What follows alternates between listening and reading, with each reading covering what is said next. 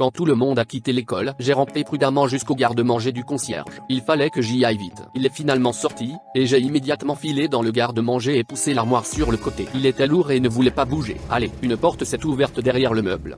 Une fois à l'intérieur, je me suis retrouvé dans ma chambre secrète. C'était une petite pièce avec une fenêtre qui donnait sur la piscine de l'école. Le soir, ma chère Mia venait ici pour nager et je la surveillais. Secrètement, bien sûr. Je n'osais pas lui dire ce que je ressentais. Elle a probablement pensé que j'étais un triste ringard. Nous étions amis depuis l'enfance, mais lorsque le père de Mia est mort, elle s'est progressivement éloignée de moi. À cause de cela, je me suis jeté dans mes études. Mais j'ai continué à l'aimer et à la regarder de loin. Un clapotis d'eau m'a fait revenir de mes souvenirs. Mia était déjà dans la piscine. Et soudain, qu'est-ce que c'était? La belle peau de Mia sur ses bras et son dos était couverte de bleu. Qui lui a fait ça? Mia est sortie de l'eau, s'est enveloppée dans une serviette et est allée au vestiaire. Et sans réfléchir, j'ai couru après elle. Nous ne sommes peut-être plus amis, mais je ne laisserai personne faire du mal à Mia. Mais quand j'ai couru dehors, Mia était partie. J'ai immédiatement pris la direction de sa maison. Elle n'était pas loin de l'école. Quand j'étais enfant, nous y jouions souvent. J'ai longtemps hésité près de la haute clôture, craignant de sonner la cloche. Soudain, un cri terrible a été entendu de sa maison. Je me suis figé. C'était la voix de Mia. Elle avait besoin d'aide. J'ai couru le long de la clôture jusqu'à la porte de derrière. Mince, elle était fermée. Puis j'ai escaladé tranquillement le portail pour entrer dans la cour et j'ai sauté brusquement en bas. Rassemblant mes forces, je me suis baissé et j'ai grimpé dans le jardin de devant, juste sous les fenêtres du salon. Des sanglots provenaient de la maison. Fred, ne la touche pas. Je me suis prudemment penché hors de ma cachette et j'ai vu la mère de Mia en larmes. Oh, mon Dieu, c'est elle qui avait dit à Fred de ne pas toucher sa fille. Soudain, j'ai accidentellement laissé tomber le pot de fleurs du rebord de la fenêtre. Je me suis rapidement réfugié dans un buisson voisin. Un homme formidable s'est penché par la fenêtre, une ceinture à la main. C'était le beau-père de Mia, Fred. Il a épousé la mère de Mia 1 an après la mort de son père. Est-ce qu'il battait Mia? Fred a regardé autour de la cour pour trouver la source du bruit. S'il me voyait, j'étais foutu. Mais Mia a de nouveau crié et Fred s'est immédiatement éloigné de la fenêtre. Ma bouche est devenue sèche d'horreur. Je devais appeler la police et sauver Mia avant qu'il ne soit trop tard. J'ai couru au coin de la maison et j'ai appelé les flics. Cette ordure devait être derrière les barreaux. La police est bientôt arrivée. Fred allait enfin aller en prison. Du coin de la rue, je l'ai vu leur ouvrir la porte d'un air désinvolte. Les flics l'ont vu, se sont alignés et ont salué. Attendez, que se passe-t-il? J'étais choqué. Fred était le patron de ces flics. Puis je l'ai entendu dire, je crois qu'il y a quelqu'un sur le terrain. Il a demandé aux policiers de vérifier les environs et la maison. J'étais en panique. Je devais sortir d'ici avant d'être repéré. J'ai passé toute la soirée à réfléchir à la façon d'aider Mia. La police était du côté de son beau-père, comment leur résister? Proposer de l'aide à Mia n'était pas non plus une option. Elle me demanderait comment j'ai su pour les bleus, et puis quoi? Je n'allais pas admettre que je l'espionnais. Mais je ne pouvais pas non plus ne rien faire. Je devais convaincre Mia de me faire confiance. Le lendemain, je voulais aller voir Mia et lui parler. Mais après l'école, son beau-père l'attendait à la porte. Il l'a attrapé brutalement par le bras et a sifflé quelque chose. Mon estomac s'est retourné. Soudain, sans m'y attendre, j'ai appelé Fred. Fred m'a jeté un regard noir et m'a demandé ce que je voulais. D'une voix tremblante, j'ai commencé à marmonner quelque chose à propos d'un projet de biologie. Mia et moi devions le réussir demain. Fred fronça les sourcils, mais lâcha Mia. Si elle ne rentre pas dans 1 heure, vous êtes fini, ajouta-t-il d'un ton menaçant, et il partit. Mia ne comprenait pas, car il n'y avait pas de projet. Mais j'ai dit que je lui expliquerais tout plus tard. Dans un silence gênant, j'ai conduit Mia à la piscine et nous nous sommes assises sur le bord. Et comment allais-je entamer une conversation? J'ai baissé les yeux, et j'ai soudain remarqué un bleu sur l'épaule de Mia. Ma poitrine s'est serrée. Mia a attiré mon attention et a rapidement ajusté sa manche. Non, je ne pouvais plus faire ça. J'ai rassemblé mes pensées et j'ai balbutié que nous avions l'habitude de communiquer si bien, mais que pendant plusieurs années, Mia n'était plus elle-même. Je l'ai regardée attentivement dans les yeux et j'ai expiré, pourquoi ne veux-tu pas me faire confiance? Après cela, Mia m'a regardé dans les yeux, et a soudainement promis de tout me dire, à condition que je ne fasse rien. J'ai avalé nerveusement et j'ai accepté, en espérant pouvoir faire changer Mia d'avis plus tard. Puis elle a commencé l'histoire. Lorsque leur beau-père Fred est arrivé dans la famille, il a complètement protégé Mia et sa mère du monde extérieur et leur a interdit de communiquer avec d'autres personnes. Et si Mia et sa mère se plaignaient à quelqu'un, elles auraient des ennuis. À travers ses larmes, Mia a murmuré qu'elle souhaitait depuis longtemps avoir une vie normale, sans peur ni douleur. Elle avait toujours rêvé de devenir nageuse, mais maintenant elle ne pouvait nager qu'après les cours, quand personne ne verrait ses bleus. Ces mots m'ont fait mal. Fred allait payer pour tout. Même si j'avais promis de ne rien faire, je devais sauver Mia. J'ai réfléchi frénétiquement à ce que je devais faire. Il me fallait des preuves. Sans elles, les flics justifieraient à nouveau Fred. C'était le seul moyen de mettre Fred en prison. Je me suis empressé de dire que je prendrais une vidéo de la façon dont Fred traitait leur famille. Il ne s'en sortirait certainement pas. Mia m'a regardé avec gratitude. Ses yeux étaient si beaux. Nous n'avons parlé que 10 minutes. Mais Fred avait déjà commencé à appeler Mia et à lui crier de rentrer dans 5 minutes. Le projet de biologie était trop long. Dans l'urgence, nous avons convenu de nous envoyer des SMS. 1 heure plus tard, nous avions un plan en tête, Mia provoquerait Fred ce soir-là, et je filmerai le tout pour pouvoir ensuite remettre la vidéo à la police. À 7 heures précises du soir, je suis allé chez Mia. Je me suis approché du portail et je l'ai poussé doucement. Mia l'a laissé ouvert, mais la porte a alors grincé perfidement. Maudit sois-tu. Mais la cour était calme. Je me suis glissé jusqu'à la fenêtre de la cuisine et j'ai regardé attentivement à l'intérieur. Mia dînait tranquillement avec sa mère et Fred, qui était assis dos à la fenêtre. Mes mains tremblaient de peur, mais je me suis dit que je devais être courageuse pour Mia. Puis elle m'a remarqué, a pris un verre de lait et m'a regardé d'un air incertain. Je lui ai fait un signe de tête et j'ai pointé l'appareil photo sur Fred. Une seconde plus tard, j'ai entendu des éclats de verre voler dans toute la cuisine. Au même moment, Fred s'est brusquement levé de table. J'ai allumé la caméra, je devais tout filmer. La mère de Mia a bloqué le chemin de Fred, mais il a repoussé en grognant, c'est moi le patron ici. Fred était un vrai monstre. J'ai retenu ma colère, essayant de ne pas me précipiter pour défendre Mia, mais cette vidéo était nécessaire pour la sauver. Puis Fred s'est balancé, et Mia a fermé les yeux. Et non, ne t'avise pas de la toucher, espèce de monstre. J'ai frappé la vitre de toutes mes forces. Au même moment, tout le monde s'est retourné. Qu'est-ce que tu fais ici? Et avec une caméra. Fred a grogné, et s'est dirigé droit sur moi. Je me suis figé d'horreur, mais Mia est sortie en courant de la maison, et m'a déjà attrapé le bras. On a couru aussi vite qu'on pouvait. Mais soudain, des phares sont apparus au loin, et Mia a paniqué, c'était la voiture de son beau-père. Que devons-nous faire? Et puis ça m'a frappé. Ma chambre secrète. Il ne nous trouverait pas là, c'est sûr. J'ai immédiatement attrapé la main de Mia et nous avons traversé la cour jusqu'à l'école. C'était le seul endroit où nous serions en sécurité. On a couru dans l'école, mais son beau-père était déjà tout près. Mia, dépêche-toi. L'idée de ce qu'il pourrait nous faire me rendait chaude. J'ai fait un virage serré au coin de la rue et j'ai immédiatement traîné Mia dans le garde-manger. Elle a résisté, il allait certainement nous trouver là, mais je l'ai fait taire. Fais-moi confiance. Les pas lourds de Fred se faisaient entendre dans le couloir, et mon cœur battait la chamade. En poussant rapidement l'armoire, nous avons couru dans la pièce secrète. Et puis Fred est allé dans le garde-manger. Mon cœur a sauté un battement. Nous pouvions l'entendre marcher lentement dans la pièce, puis il s'est arrêté. A-t-il vraiment remarqué le passage? Mais son beau-père est rapidement parti et j'ai poussé un soupir de soulagement. Nous sommes allés à la fenêtre et avons vu Fred près de la piscine, nous cherchant partout. Mia a demandé doucement quel genre de chambre c'était. Merde. Mia méritait de savoir la vérité. J'ai regardé Mia dans les yeux et j'ai admis avec hésitation que je la surveillais d'ici. Et, réalisant que son beau-père se moquait d'elle, j'ai appelé les flics. Je ne savais pas qu'il était en charge. Mia m'a regardé en silence pendant un moment, puis a soudainement crié que tout était de ma faute. Après l'arrivée des flics, Fred est devenu encore plus violent. J'ai essayé de dire que je voulais la sauver, mais soudain on a frappé à la fenêtre. Oh, mon Dieu, Fred nous a entendus. Fred avait déjà attrapé une chaise, se balançant devant le miroir qui couvrait la fenêtre de la pièce secrète. Il allait nous attraper. J'ai regardé Mia, terrifiée, en imaginant tout ce qu'elle avait dû endurer avec ce tyran. Et puis j'étais furieux. Tu ne la toucheras plus, espèce de monstre. J'ai attrapé les épaules de Mia. Tu dois tout filmer. Elle a essayé de m'arrêter, mais je l'ai regardée une dernière fois et j'ai quitté la pièce en courant. Je suis allé à la piscine et j'ai crié, et, Fred. Fred s'est retourné lentement.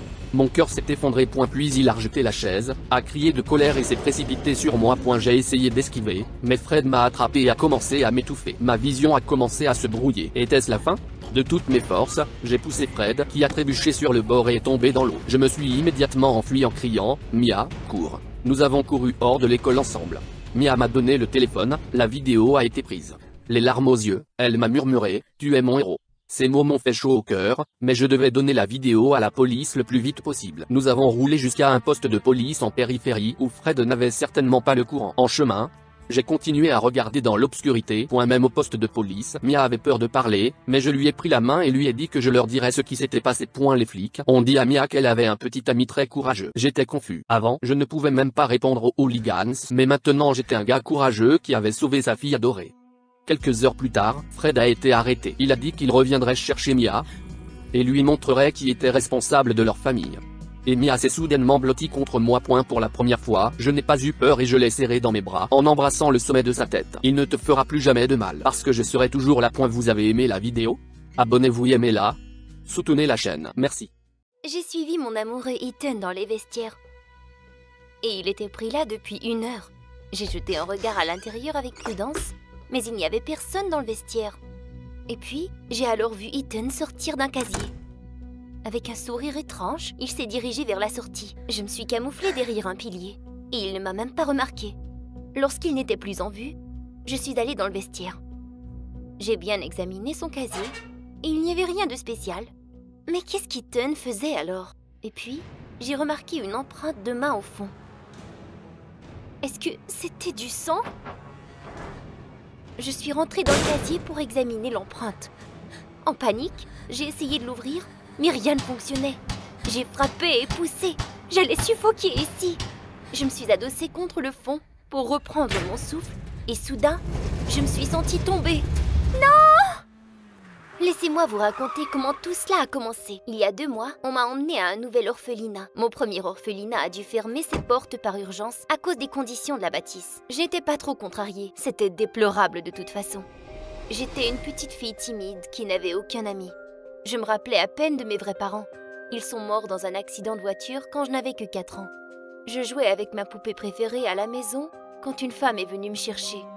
Et depuis ce temps, j'ai dû passer 13 ans dans cet endroit horrible. Alors, je ne m'attendais à rien de spécial dans ce nouvel orphelinat. Quand tout à coup, une âme superbe m'est apparue. Kate, nous étions colocataires. Elle avait aussi perdu ses parents dans un accident de voiture. Cela nous a rapprochés. Kate était gentille et courageuse. Elle me protégeait souvent des autres. Elle avait aussi remarqué que j'aimais bien Ethan. Il était le préféré de tous à l'orphelinat. Ce garçon était toujours en train d'étudier et il faisait même du bénévolat à la bibliothèque. Il était très mignon et il y avait quelque chose de mystérieux à propos de lui. Oui, je suis tombée follement amoureuse de lui. Mais j'avais peur qu'il me rejette. Alors, je l'observais de loin. Kate a aussi essayé de me persuader qu'il n'était pas prudent de me promener dans l'orphelinat par moi-même. Elle a dit qu'il y avait une légende dans cet orphelinat. Chaque année, une nouvelle fille disparaissait. Mais je ne la croyais pas. Et je continuais d'épier Ethan. J'ai commencé à remarquer quelque chose d'étrange. Il restait caché dans les vestiaires pendant des heures. Et il retournait dans sa chambre en regardant tout autour de lui, comme s'il cachait quelque chose. Je voulais tout dire à Kate pendant le dîner, mais elle ne s'est pas pointée. J'ai commencé à la chercher dans tout l'orphelinat, mais il semblait qu'elle avait disparu. Peut-être qu'elle était dans la cour. J'étais en chemin lorsque j'ai aperçu Ethan se faufiler dans les vestiaires à nouveau.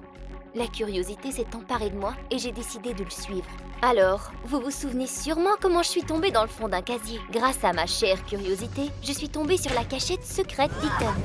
En frottant mon genou endolori, je me suis levée en essayant de trouver un interrupteur. La lumière s'est allumée. J'étais dans une petite pièce, avec un lit, une lampe sur pied et des rideaux accrochés au mur sans aucune fenêtre. Bizarrement, le lit était recouvert de peluches de toutes sortes. Ethan était passé cet âge. Pourquoi avait-il besoin de peluches? Et puis, j'ai remarqué une carte d'accès à la bibliothèque sur le plancher. Je me suis approchée, puis j'ai sursauté. La carte appartenait à Kate et elle était couverte de sang. Je me suis souvenue des empreintes de sang dans le fond du casier et j'étais horrifiée. Mon Dieu, mais qu'avait-il fait à Kate? Je devais sortir d'ici. J'ai soudainement entendu des pas dans le vestiaire en haut. Ethan était de retour. Ne sachant pas où aller, j'ai rapidement fermé toutes les lumières et je me suis cachée derrière les rideaux. Pendant que je me sauvais, Ethan est entré dans la chambre. Il a allumé la lumière et a commencé à marcher doucement dans la chambre. J'espère qu'il ne m'a pas remarqué. Et puis, j'ai vu une lueur sur mes pieds. Merde! Le rideau était trop court. J'espère qu'Ethan ne m'avait pas vue. Mais soudain, j'ai entendu Ethan s'approcher. Je ne pouvais même plus bouger tellement j'avais peur. Mais au dernier moment, Ethan a quitté. Juste au moment où j'ai laissé aller un soupir, le rideau s'est ouvert et Ethan m'a persécuté du regard, très contrarié. « Qu'est-ce que tu fais ici ?» m'a-t-il demandé. Ses yeux étaient enflammés. J'ai commencé à lui expliquer en babillant que j'étais à la recherche de mes livres. Mais Ethan m'a interrompu. Il a crié qu'il n'appréciait pas les menteurs et a sorti un rouleau de ruban adhésif de son dos. « Je dois t'apprendre à te mêler de tes affaires !» il m'a chuchoté. J'ai senti mon estomac se retourner. Est-ce qu'il était devenu fou? Où était ce garçon si mignon avec qui j'étais si amoureuse? Je me suis ruée vers la porte, mais Ethan m'a retenue. Que devrais-je faire? J'ai regardé autour de moi. Il y avait une grosse lampe sur pied tout près. Cela le retarderait. De toutes mes forces, j'ai poussé Ethan contre la lampe et je me suis sauvée de la chambre. Ethan est rapidement revenu à lui et m'a pourchassée. J'essayais de m'échapper. Je me suis retrouvée dans un long corridor qui serpentait. Je croyais l'avoir perdu, mais il était toujours derrière moi. Pendant que je courais, je me suis retournée et je suis arrivée face à face avec quelqu'un. Le directeur de l'orphelinat. J'étais sauvée. Il a commencé à me gronder de courir dans les couloirs, mais je l'ai interrompu. C'est Ethan! Il est fou! Il me pourchasse! Cependant, le directeur n'a fait que sourire et me dire que j'inventais tout cela. Ethan était le garçon le plus obéissant qu'il avait eu à l'orphelinat. Il ne se rabaisserait jamais à courir les couloirs. Non, vous ne comprenez pas. J'ai tout raconté au directeur concernant les empreintes de sang dans le casier d'Ethan et la carte d'accès de Kate. Mais il ne m'écoutait pas. Il m'a dit de retourner à ma chambre et vite. Mais monsieur... Mais le directeur m'a interrompu sèchement, disant qu'il y avait de sévères punitions contre les calomnies ici. Ça ne valait pas la peine de m'expliquer. Alors je me suis dirigée vers ma chambre. J'espérais voir Kate, mais elle n'y était pas. Toute la nuit, je voyais la carte d'accès ensanglantée. Pauvre Kate, elle était la seule qui avait été gentille avec moi. Je frissonnais rien qu'à penser à ce qu'Ethan lui avait fait. Le jour suivant, elle ne s'est pas pointée non plus. Des rumeurs ont commencé à voyager dans l'orphelinat que personne n'avait aperçu Kate depuis hier, et que seulement moi savais ce qui lui était réellement arrivé. Je devais arrêter ce fou d'Ethan. Je ne le laisserai plus faire de mal à quiconque. Mais j'avais besoin de preuves. J'ai décidé de retourner dans les vestiaires pour aller trouver la carte d'accès. Je devais l'amener au directeur. Comme ça, il me croirait qu'Ethan était responsable de la disparition de Kate. Mais le vestiaire était verrouillé. J'ai essayé de l'ouvrir avec une pince, de donner des coups de pied, mais c'était inutile. Je devais trouver d'autres preuves contre Ethan. Et puis, je me suis rappelé de la légende sur les filles qui disparaissaient mystérieusement. Ce même soir, j'ai décidé de fouiller les documents de l'orphelinat et j'ai appris quelque chose de terrible. Il s'avérait qu'en plus de Kate, 3 autres filles avaient disparu dans les 3 dernières années. J'ai aussi décidé de fouiller un peu dans le dossier personnel d'Ethan. Finalement, la première disparition est arrivée le soir de son arrivée à l'orphelinat. J'en avais des frissons. En sortant du local, j'ai remarqué quelqu'un qui m'espionnait de derrière les rideaux. C'était Ethan. Je me suis faufilée dans la foule pour ne pas qu'il m'attrape. On dirait qu'Ethan essayait de m'attraper la main dans le sac. J'étais mal à l'aise, mais je ne pouvais pas abandonner. J'avais besoin de preuves concrètes qu'il était responsable de la disparition des filles. Le lendemain matin, je me suis rendue à la chambre d'Ethan. Son voisin et lui étaient censés être en train de travailler. Mais j'avais tellement peur qu'il m'attrape. J'avais déjà fouillé presque chacune des armoires dans sa chambre quand soudain, je suis tombée sur des cartes d'accès à la bibliothèque sur sa table de chevet. Ces cartes appartenaient aux filles qui avaient disparu. Même celle de Kate y était. J'ai presque crié. Je n'avais plus aucun doute. Ethan était coupable. Je me suis rapidement emparée des cartes d'accès et j'ai couru chez le directeur. Mon cœur battait la chamade. J'étais presque rendue au bureau du directeur quand j'ai aperçu Ethan attirer une fille vers les vestiaires. Une autre victime? J'ai décidé de l'attraper en flagrant délit et de tout prendre en vidéo. Ainsi, il se ferait prendre finalement. Je les suivais de très près. Ils sont rentrés dans les vestiaires et la porte s'est refermée. Je marchais sur la pointe des pieds vers les vestiaires avec mon téléphone et j'ai ouvert la porte.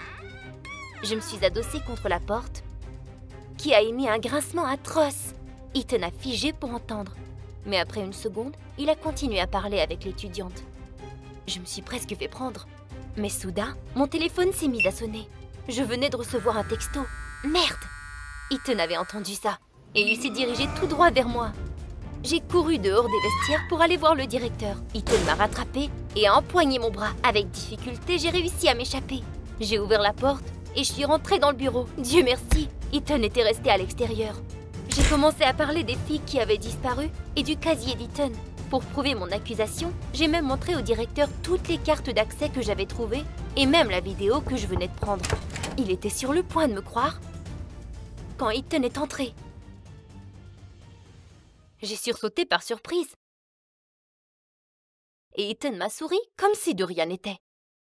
Ethan a dit qu'il avait entendu les accusations que j'avais faites contre lui. Et il a expliqué qu'il ne faisait qu'aider ses filles avec leur littérature. C'est pour cela qu'il avait une chambre secrète. Les filles n'avaient pas disparu, elles avaient seulement été emportées à de nouvelles familles. Mais le sang que j'ai vu dans le casier? J'ai demandé, stupéfaite. Ethan a souri et a dit que ce n'était que de la gouache rouge pour la fiche de la bibliothèque. C'était ridicule, Ethan mentait. J'ai commencé à crier qu'Ethan était un menteur et un fou malade mental. Le directeur et Ethan se sont regardés et m'ont pris de force. Je me débattais. Ils allaient me tuer. Ils étaient de connivence l'un avec l'autre. Je n'avais jamais fait une telle crise de ma vie. J'ai commencé à m'étouffer et je me suis évanouie. J'ai retrouvé mes esprits, mais j'étais dans un endroit étrange. Tout le monde portait le même uniforme. Le médecin a pris ma main et m'a dit que j'avais fait une attaque de panique et que j'avais besoin de traitement. Quoi? Mais j'étais en santé. J'ai retiré ma main et j'ai essayé de me sauver. Mais ils m'ont rapidement plaqué sur le sol et m'ont donné une injection. Je me suis réveillée dans une camisole de force. Apparemment, j'étais maintenant dans un hôpital psychiatrique. On m'avait droguée, et après quelques jours, j'ai commencé à croire que j'étais allée bien trop loin. Peut-être qu'Ethan avait vraiment aidé ses filles. Après tout le monde le trouvait super. Une semaine plus tard, j'étais sous libération conditionnelle. Ils m'ont promis de me laisser partir si je me comportais comme il faut. Et puis, j'ai aperçu une silhouette familière dans le couloir. Ethan. Il portait aussi une camisole de force et il tenait une peluche sous son bras. Une des peluches que j'avais trouvées dans sa chambre secrète. J'étais paralysée. Ethan a souri. Il s'est approché de moi en disant « Tu avais raison. C'est moi qui ai pris ces filles. Et Kate. Et maintenant, devine qui est la prochaine ?» Pathétique que je suis, j'étais assis dans l'un des casiers des vestiaires des filles, filmant Stacy avec mon téléphone. La beauté régnante de l'école, je n'ai aucune chance, mais j'ai rêvé toujours de sortir avec elle. Il était dommage que Stacy ait changé trop rapidement et était sur le point de partir avec les autres pom-pom girls. Mais maintenant je peux enfin bouger, mon dos me fait terriblement mal, tout le monde est parti. J'ai poussé la porte du casier mais ça n'a pas bougé. J'ai frappé à la porte pendant 20 minutes de toutes mes forces jusqu'à ce que je fusse complètement épuisé. Et puis j'ai été submergé par la panique. La porte était fermement bloquée, je crois que je suis coincé dans les vestiaires des femmes. Une crise de panique m'a frappé, c'est vendredi, tout le monde est parti. Personne ne sera là pour les 2 prochains jours. Je vais mourir de faim et de soif. Ensuite, j'ai sorti mon téléphone de ma poche et j'ai essayé d'appeler un ami. Mais il n'y avait pas de connexion dans cette boîte en fer. J'ai commencé à sentir frénétiquement les étagères du casier, bingo. J'ai trouvé une lime à ongles et forgé la serrure avec elle. Elle a commencé à s'ouvrir, mais la lime a soudainement glissé à travers la fissure et a claqué sur le sol. À ce moment précis, quelqu'un est entré au vestiaire. C'était Olivia, la fille effrayante du directeur qui m'envoie des cartes pour la Saint-Valentin depuis la première année. Mais bon sang, j'étais contente de la voir aujourd'hui. Elle est ma chance de sortir d'ici, elle ne va pas me dénoncer. Je voulais l'appeler, mais Olivia a regardé autour d'elle et est allée au casier de la jolie Stacy. Elle a habilement cassé la serrure avec une épingle à cheveux. La fille du directeur s'est avérée une voleuse, waouh. J'ai essayé de voir ce qu'elle faisait, mais à ce moment-là, j'ai heurté le mur du casier. Olivia a commencé par surprise et a demandé qui était là. Je lui ai immédiatement demandé de me libérer. Un peu décontenancée, Olivia est allée au casier et a commencé à l'ouvrir. Cette fois, elle ne pouvait pas l'ouvrir aussi facilement. Enfin, la serrure a cliqué et le casier s'est ouvert. Il me semble que quand elle m'a vu, Olivia a même rougi. Elle ne s'attendait pas à ce que ce soit moi, mais au moment où j'essayais de sortir, j'ai remarqué qu'elle m'enregistrait au téléphone. À quoi ça sert? Tout le monde dans cette école va voir cette vidéo si tu ne vas pas m'aider, a-t-elle répondu. Olivia, qu'est-ce que tu veux de moi? Olivia a dit que nous ne pouvions pas aller à la sortie principale pour le moment. Parce que les caméras nous attraperaient et c'est une vraie preuve. Arrêtez, alors ce qu'elle fait est complètement illégal. Olivia a poursuivi. Nous devons descendre par le tuyau d'évacuation pour que personne ne nous remarque. Olivia, t'as perdu ta tête! J'ai dit que c'est trop, je ne le ferai pas.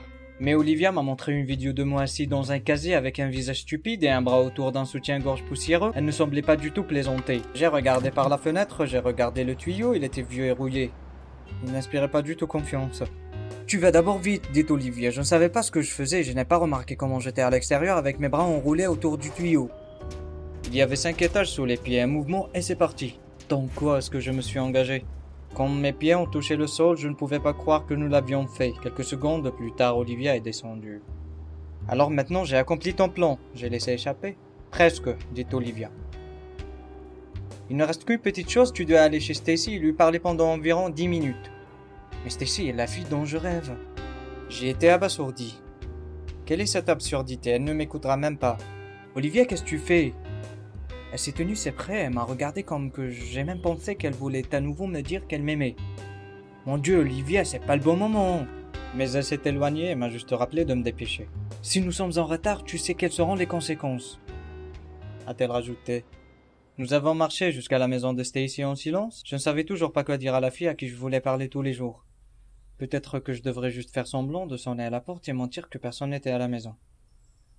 Mais Olivia a semblé lire mes pensées et a dit qu'elle me regardait du coin de la rue. Arrivé à la maison, je montai timidement les marches et sonnai la cloche. Olivia a fait le tour de la maison et s'y est cachée. Stacy a ouvert la porte et m'a demandé ce que je faisais là-bas. J'ai hésité, mais j'ai remarqué qu'Olivia essayait de grimper par la fenêtre du premier étage. Stacy a dit que si je venais juste pour rester là, je pourrais le faire de l'autre côté de la rue. Oh la honte. J'ai donc commencé à dire n'importe quoi sur un projet de biologie à faire avec Stacy, planter des graines d'espèces rares puis surveiller leur croissance. Stacy m'a regardé comme si j'étais un idiot et a dit que j'étais moi-même une espèce rare et que j'avais besoin de voir un médecin. Pendant que je disais encore cette absurdité, j'ai remarqué qu'Olivia revenait. Ouf, Dieu merci, Stacy ne s'est pas retournée. Je viendrai une autre fois, dis-je rapidement. Je me suis retourné et j'ai fait le tour de la maison où Olivia m'attendait. J'avais envie de crier mais je pouvais pas faire de bruit. Et j'ai juste dit que je la détestais pour me faire passer pour un idiot devant mon béguin. Olivia m'a regardé et a dit « Tu me détestes ?» Elle soupira et dit que nous détestons souvent les mauvaises personnes. De quoi parle-t-elle? Puis Olivia m'a dit que ce n'était pas elle que je devrais détester mais Stacy. Elle avait fait une chose terrible. Stacy était depuis longtemps une rivale de l'amie d'Olivia, Teresa. Il y a 2 mois, juste à la veille du concours de cheerleading de la ville, Stacy a poussé Teresa aux répétitions. Après cela, Teresa ne pouvait même pas se lever. Les médecins ont dit que c'était une fracture vertébrale. Une intervention chirurgicale a même été nécessaire, mais Teresa n'avait pas d'argent. Tout cela ressemblait à un accident, alors Stacy a refusé de l'aider, mais Olivia savait toute la réalité de la situation. Elle est allée voir la police, mais ils ont dit qu'il n'y avait pas assez de preuves et que ses mots n'étaient pas suffisants. Alors Olivia a décidé de faire justice elle-même, de se faufiler à la maison de Stacy, de lui voler son argent. En même temps, elle lui apprenait une leçon. J'étais absourdi, les yeux d'Olivia étaient sauvages, elle était folle. Ça aurait vraiment pu être un accident. Ce n'était peut-être pas du tout la faute de Stacy. J'ai dit que nous devions récupérer l'argent, mais Olivia a crié que Stacy avait délibérément poussé Teresa et devait payer pour cela. À ce moment-là, j'ai su qu'Olivia était dangereuse. Je dois faire quelque chose. J'ai dit au revoir précipitamment, je suis parti et j'ai appelé la police. J'étais sûr d'avoir pris la bonne décision. Les flics sont venus rapidement, Olivia n'était pas encore allée loin, elle a été détenue. Je suis allé avec eux en tant que témoin. Nous avons passé 3 heures à la gare alors que je commençais à m'endormir sur ma chaise, Stacy fit irruption dans la pièce. Elle a jeté ses bras autour de moi et m'a dit avec enthousiasme que j'étais maintenant son héros. Je ne pouvais pas croire ma chance. J'ai serré Stacy. Mais elle s'est reculée, a regardé Olivia et a dit que c'est fini pour elle. Quand Olivia a été emmenée pour être interrogée, Stacy et moi avons été laissés seuls. Et puis j'ai demandé si c'était vrai qu'elle poussait son adversaire la veille de la compétition. Stacy a dit que la populace devrait connaître sa place et qu'elle sait se venger sans se faire remarquer. J'ai été absourdi. C'est toi qui as poussé Teresa. Stacy a juste souri. Quelle coquine elle était. Comment pourrais-je tomber amoureux d'elle? À ce moment-là, Olivia a été conduite devant nous, menottes au poignet. Je me suis précipité vers les policiers et leur ai demandé de libérer Olivia. Tout cela est une erreur. Une énorme erreur. Mais personne ne m'a écouté. Et maintenant, je suis dans le tribunal. Dans quelques minutes, le jury condamnera Olivia. Pendant l'enquête, Olivia ne m'a pas laissé tomber. Il s'est avéré qu'elle, contrairement à moi, sait tenir parole. Lorsque j'étais appelé comme témoin au procès, j'ai déclaré que je n'avais pas vu Olivia cette nuit-là. Je savais que je devais essayer de tout changer. Dans le couloir, j'ai remarqué le directeur de l'école, le père d'Olivia. Il pleurait. Je ne l'ai jamais vu comme ça auparavant. C'était insupportablement douloureux à regarder. Le jury est sorti pour conférer, chaque seconde me parut une éternité. Enfin, ils ont annoncé leur décision. Olivia a reçu 2 mois de travaux d'intérêt général pour avoir pénétré dans la maison de Stacy. J'ai également été envoyé pour trier les ordures pour avoir fait de fausses déclarations. Et donc, à la veille de la Saint-Valentin, nous sommes obligés de ramasser des bouteilles vides sur la piste. Ce n'est pas la chose la plus romantique, mais que pouvons-nous faire d'autre? Pendant le temps que nous avons passé ensemble, j'ai réalisé à quel point Olivia était cool. J'ai sorti une carte de la Saint-Valentin de ma poche et lui tendue à Olivia. Elle sourit et demanda « Alors, est-ce que tu te soucies vraiment de moi ?» C'était en fait un geste amical, mais pendant une seconde, je me suis demandé si je le faisais vraiment. Olivia est devenue quelque chose de plus important pour moi pendant cette période.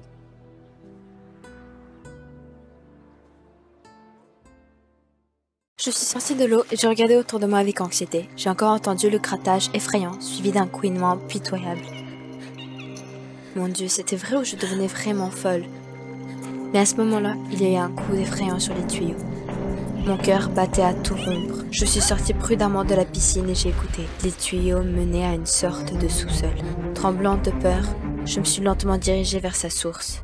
Je suis entrée dans le dortoir du collège il y a quelques mois et j'ai tout de suite su qu'on ne pouvait faire confiance à personne ici. J'avais appris cela depuis que j'étais enfant. Après que notre maison a été cambriolée et que tout ce qui pouvait être volé l'a été. À cause de cela, ma famille était pauvre et je suis devenue méfiante de tout et j'évitais les gens. J'avais peur de répondre au téléphone, j'allais seule et je ne communiquais avec personne. Après tout, tout le monde peut tricher. Alors à l'internat, j'ai gardé mes oreilles ouvertes et j'avais peur de tout. Une fois, j'étais sûre que mes vêtements avaient été volés. Alors j'ai appelé la sécurité, mais il s'est avéré que j'avais juste mélangé la machine à laver. Mais la fois suivante, en rentrant chez moi le soir, j'ai vraiment entendu un bruissement dans les buissons. C'était bien des voleurs. Mais quand l'agent de sécurité endormi est allé vérifier, il n'y avait qu'un tas de chats. Les criminels se sont enfuis. Le garde a dispersé les chats n'a cessé de me dire que je devais moins m'inquiéter pour rien. Oui, c'est ça. Elle ressemblait exactement à ma colocataire Emma.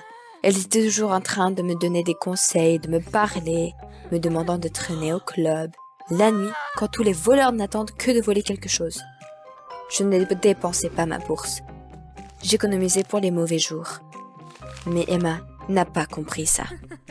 Je la supportais et je refusais à chaque fois, mais il y avait un autre problème. À l'université, un gars, Chuck, a soudainement commencé à me draguer tout le temps.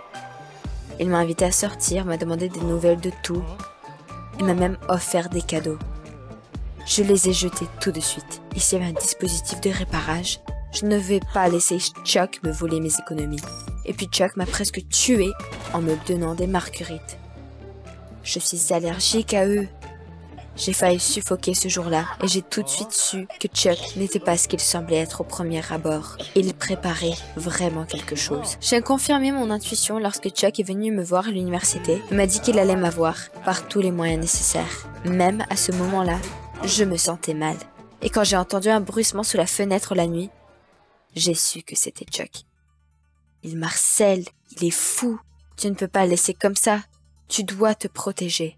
Je n'avais pas d'argent pour un système d'alarme classique. Alors j'ai installé des pièges dans toute la pièce. Souricières, pièges et même une corde en travers du sol. Il fallait me rassurer. Ma voisine, Emma, qui le regardait, m'a simplement dit de me détendre et de ne pas être nerveuse. Le garçon était tombé amoureux et j'ai dirigé une opération pour l'attraper. Ne pas être nerveuse? Emma, comment n'as-tu pas compris ça depuis le temps? On ne peut pas faire confiance à personne dans ce monde. Toute la nuit, je n'ai pas pu dormir car je me demandais si Chuck allait revenir. J'ai écouté chaque bruissement. Soudain, quelqu'un a toussé sous la fenêtre. Je me suis immédiatement précipitée vers la fenêtre. J'ai pris un vase sur la table et je me suis préparée à me défendre. Comme si le temps avait ralenti, j'ai vu la main d'un homme apparaître sur le rebord de la fenêtre. J'ai attrapé le vase et je me suis préparée à me défendre. Et puis Chuck est passé par la fenêtre. J'ai pris un coup, mais il allait droit dans la souricière et a hurlé de douleur. Bien fait pour toi, salaud. Tu veux me voler? Je lui ai crié dessus et l'ai chassé. Puis j'ai claqué la porte et l'ai verrouillée. Je n'ai pas pu dormir cette nuit-là. Je n'arrêtais pas de penser que Jug me regardait toujours.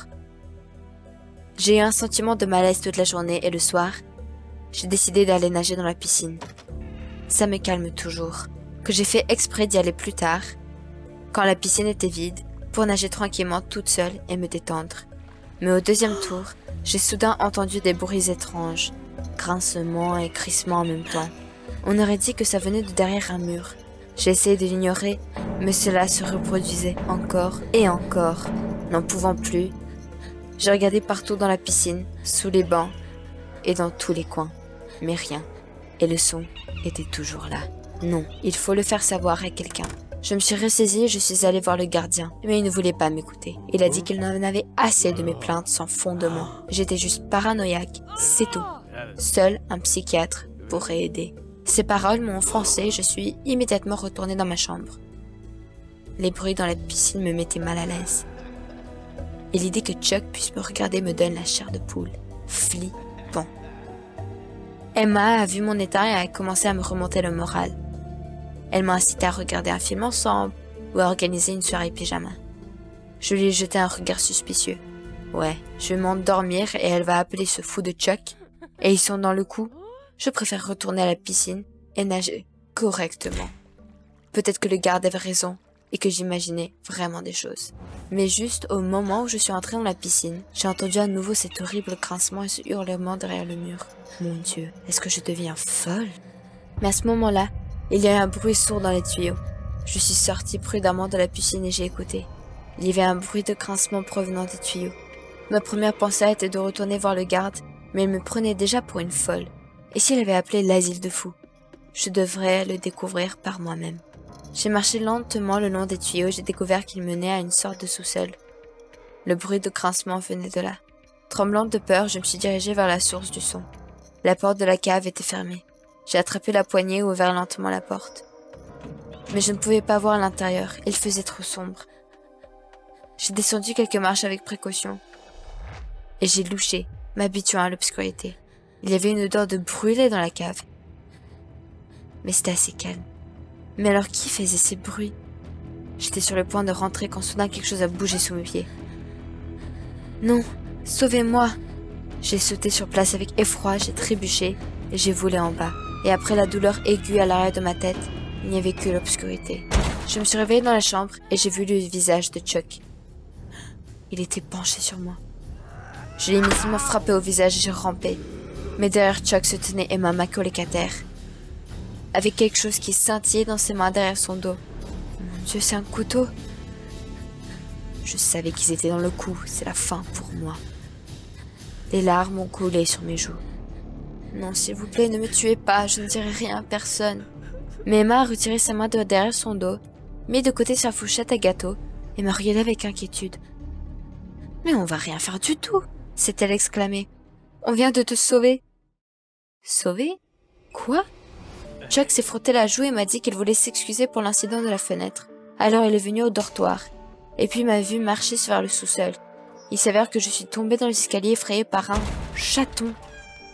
Chuck m'a porté à la maison et Emma faisait un gâteau pour me remonter le moral et enfin apprendre à mieux me connaître.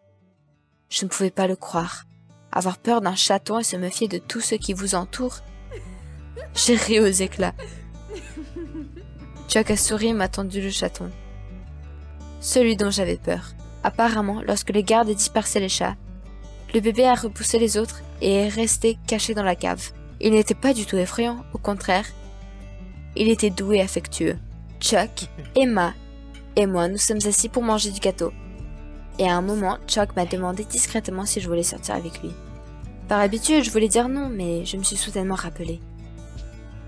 À cause de mes peurs, je me suis privée d'une vie normale. Je gaspillais mes nerfs au lieu de profiter du moment. C'est assez. Maintenant, je serai heureuse. Et je ne tirerai que de la joie de la vie. J'ai souri à Chuck et lui ai dit que j'aimerais sortir avec lui, dès que je suis arrivée au club avec ma nouvelle amie Emma. Aujourd'hui, ma nouvelle vie a commencé. Vous aimez la vidéo? Abonnez-vous, mettez un like et soutenez la chaîne. Merci. Il n'y avait personne dans le vestiaire des hommes. J'ai regardé autour de moi et suis allée directement au cahier de Dave. J'étais sur le point d'ouvrir son casier quand j'ai entendu des voix. Ils étaient déjà proches. Je n'ai pas eu le temps de m'enfuir. J'étais en panique. J'ai vu un casier vide. Dès que j'ai fermé la porte derrière moi, les gars sont entrés dans le vestiaire. Wow, j'ai réussi. J'ai reconnu la voix de Dave. Je l'ai entendu dire à quelqu'un qu'il avait déjà pensé à tout et qu'il était temps de s'amuser chez le directeur lors de la fête de Nouvel An. Je me suis figée d'horreur. Le directeur, c'est mon père? Qu'est-ce que ces monstres veulent faire de lui? Dave a ajouté que ça se passait pas très bien avec la professeure de chimie. Il s'était presque fait cramer. Il devait être plus prudent cette fois. J'arrivais à peine à respirer. La semaine dernière, il avait une rumeur selon laquelle la professeure de chimie s'était disputée avec Dave. Puis, elle est allée à l'hôpital avec une colonne vertébrale cassée. Oh mon Dieu! Si Dave et son équipe lui avaient fait du mal, que ferait-il à mon père? Les voix des garçons se sont aussitôt fanées et j'ai entendu des pas s'approcher. Oh! Je pouvais même pas imaginer ce qui m'arriverait si je me faisais prendre. À travers la fissure, j'ai vu que Dave était très proche. Je courais, j'ai passé la porte et je me suis enfuie. Les gars me poursuivaient. J'ai couru dans les toilettes des femmes et me suis enfermée dedans. La porte de la salle de bain grinça et j'entendais des voix d'hommes. Quelqu'un a essayé d'ouvrir nerveusement ma porte. Oh mon Dieu, je suis piégée. Et puis, la sonnerie sonna. En entendant cela, les garçons ont rapidement quitté les toilettes en évitant de se faire remarquer. J'ai regardé dehors et j'ai vu. Garde le silence ou tu le regretteras. Ils me feront quelque chose si je le dis à tout le monde. Mais je dois sauver mon père. Je suis allée à son bureau. Il fallait qu'il découvre avant qu'il ne soit trop tard. Il a été ennuyé parce que je l'ai distrait. La fête du Nouvel An était déjà ce soir et rien n'est prêt. Papa, tu dois tout annuler, c'est très important. J'ai tout dit à mon père et lui a demandé d'annuler la fête le plus tôt possible. Et il a juste souri et a dit que je ne voulais probablement pas que mon père traîne à la fête. Qu'est-ce que ça a à voir avec ça? Tu es en réel danger, papa. S'il te plaît. Ils m'ont dit à mon père de venir avec moi pour qu'il puisse voir l'inscription sur le miroir. Peut-être que cela convaincrait au moins. Papa a accepté, mais à contre-cœur. Toilette, l'inscription sur le miroir avait déjà disparu. Dave l'a délibérément effacée. Mais il y a un autre indice. Laissez papa regarder les caméras alors que j'étais poursuivi par ces gars. Drash, il m'a dit de rentrer à la maison et de me préparer pour les vacances et de ne plus le distraire pour ses bêtises. Dave est un bon gars et il ne m'intimiderait pas. Papa est parti et je ne savais plus quoi faire. Je voulais pleurer d'impuissance. Peut-être qu'au moins maman pourrait convaincre papa du danger. J'étais sur le point de rentrer quand j'ai entendu « Te voilà !»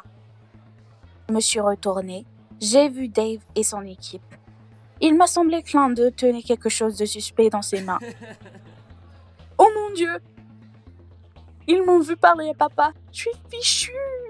Il s'approchait de moi et j'ai jeté mon sac à dos à Dave par peur. Je me suis précipitée hors de l'école. J'ai jamais couru aussi vite, mais Dave n'était pas loin derrière. Il avait remporté toutes les courses à l'école. Je pense que je suis condamnée. Mais j'étais près de chez moi. Mais les gars étaient déjà à quelques mètres de moi. J'ai couru vers la porte d'entrée et j'ai tiré sur la poignée. Merde, c'est fermé. Les garçons se rapprochaient. Encore quelques secondes et ils m'attraperont. Puis j'ai couru vers la porte arrière. Maman oublie parfois de le verrouiller. Peut-être que j'aurai de la chance. Elle était ouverte. Je suis sauvée. Dave était déjà proche, mais j'ai réussi à fermer la porte juste devant son visage. J'ai verrouillé la porte. Écoutez attentivement. Les garçons étaient restés un moment dans la cour arrière. Puis, j'ai entendu des pas. Ils étaient partis. Ils sont vraiment partis? Puis, je suis montée. Je dois attendre ma mère et tout lui dire. J'ai entendu le bruit d'un moteur. J'ai regardé par la fenêtre. C'était la voiture de maman. Mais à ma grande horreur, j'ai remarqué que Dave et ses amis se tenaient de l'autre côté de la rue. Zut! J'ai vu ma mère sortir les sacs d'épicerie du coffre. Dave s'est rapproché d'elle et a dit quelque chose. Puis, elle a été entre tout le monde. Je pense que maman avait l'air confuse. La menaçait-il? Soudain, elle a souri et a donné au gars des sacs lourds et a agité sa main pour les inviter à entrer. « Maman, mais qu'est-ce que tu fais? Ne les invite pas !» J'ai fait comme si je n'étais pas là. C'était bruyant au début, mais ensuite c'est devenu calme. Peut-être qu'ils sont tous partis. Puis, on a frappé à ma porte. C'était la voix de maman. Elle a dit que mes amis étaient venus me voir. Sans ouvrir la porte, je lui ai rapidement parlé de leur tentative d'assassinat. Nous devons vite nous débarrasser d'eux, dis-je. Ma mère soupira avec lassitude. Elle a dit que j'avais regardé trop de thrillers et que je pouvais voir le danger partout. Et elle a ajouté qu'il était indécent de parler à travers la porte. Maman est partie, mais après, j'ai entendu un gros coup. Maman, j'ai ouvert la porte et me suis figée d'horreur. C'était Dave. Je lui ai claqué la porte au nez. Que faire? Inutile de se cacher. Il ne restait plus qu'à courir. J'ai rapidement ouvert la fenêtre et baissé les yeux. Dieu, c'est effrayant de sauter. Mais pas de choix. J'entendais Dave tirer la poignée de la porte et crier quelque chose. J'ai fermé les yeux et j'ai sauté. Je pense que je me suis tordu la jambe. Mais ça ne suffisait pas. J'ai clopiné chez les voisins pour appeler la police, mais ils n'étaient pas à la maison. Puis, essayant d'oublier la douleur, je me suis précipitée au poste de police. À bout de souffle, j'ai crié que j'étais pourchassée, qu'une tentative d'assassinat était en cours et qu'ils doivent arrêter Dave et son squad. Ils sont déjà chez moi. Mais les flics n'ont pas réagi. D'un air ennuyé, ils ont dit que je pouvais y aller, qu'ils prendraient tout en main. Comment? Vous n'avez même pas demandé les détails. Mais les flics m'ont déjà expulsé de la gare. Des larmes de ressentiment et de peur m'étouffèrent. Que faire? Je dois sauver mon père moi-même? Je n'ai tout simplement pas d'autre choix. J'ai regardé mon téléphone. J'ai eu 10 appels manqués de ma mère. Oh mon Dieu, quelque chose lui est arrivé? Je l'ai rappelé tout de suite. Vous pouvez entendre les bips. Mais réponds-moi, maman, s'il te plaît. Elle a enfin répondu. Elle a dit avec colère que j'avais fait quelque chose d'inimaginable et que je devais rentrer chez moi tout de suite. Après ce comportement, je ne mérite pas d'aller à la fête. Désolée maman, mais je dois y aller. J'ai raccroché et j'ai couru à l'école. Je pense que j'ai un plan. Avant le début de la fête, je me suis faufilée dans la salle de sécurité et j'ai volé la clé de la classe de biologie. Et puis, j'ai couru vers mon père et lui ai dit que j'avais besoin de son aide d'urgence. Quelqu'un a laissé sortir des rats dans le laboratoire pour gâcher la fête de l'école. Mon père s'y est dépêché. Il ne pouvait pas se permettre que ce genre de choses se produisent. Papa est entré dans la salle et a commencé à vérifier les cages. Mais j'ai verrouillé la porte. Je suis désolée papa, mais c'est ton bien. Mon père me criait de le laisser sortir, sinon j'aurais de gros problèmes. J'ai vu par les vitres de la porte comment il était en colère. Il s'arrêta brusquement et regarda quelqu'un derrière moi. Je me suis retournée et 2 policiers se tenaient derrière moi. Apparemment, ils ont été envoyés ici après mon message. Mais soudain, ils m'ont demandé de leur donner la clé. Non, vous avez tout mélangé. Je suis pas le criminel. Je voulais m'échapper, mais j'ai été rattrapée. Pendant que l'un des flics essayait de comprendre pourquoi j'avais enfermé papa, l'autre le laissa sortir. Dès que mon père est parti, Dave a couru vers lui et a dit que le directeur devait descendre immédiatement. L'un des étudiants se sentait mal. Papa! J'ai commencé à l'arrêter, mais le flic m'a rattrapée. Puis, j'ai fait semblant de perdre connaissance. Et le policier a légèrement relâché sa prise. J'ai descendu les marches en courant. Les flics ont couru après moi. J'espère y arriver à temps. Il n'y avait personne au premier étage. Puis, j'ai entendu le bruit de coups de feu. Et puis la fille hurle. Je me suis effondrée. Non, papa, non! Paniquée, j'ai couru vers la cour. J'ai vu les élèves regarder les feux d'artifice. Et Dave tendait à mon père un gâteau qui disait « 10 ans de travail scolaire ». Mais qu'est-ce que tout ça veut dire? Qu'en est-il de la tentative d'assassinat? J'ai été renversée par les flics. Ils étaient sur le point de me mettre les menottes aux mains lorsque mon père est intervenu. Il a dit qu'il semblait comprendre ce qui s'est passé et leur a brièvement expliqué la situation. Quand ils m'ont laissé partir, Dave est venu vers moi et m'a dit que j'étais un grand coureur et qu'il n'avait aucune chance à la course scolaire. Il a ajouté que c'est dommage que lui et Leka n'aient pas pu me parler de la surprise. Et la colonne vertébrale du prof de chimie? Dave a déclaré qu'après être allé à l'hôpital avec une colonne vertébrale cassée, lui et les gars avaient décidé de la soutenir et de déclencher des feux d'artifice sous les fenêtres de son service. Il m'a demandé ce que je faisais dans le vestiaire des hommes ce matin-là. J'étais embarrassée et je préfère garder ça comme un petit secret, si tu vois ce que je veux dire.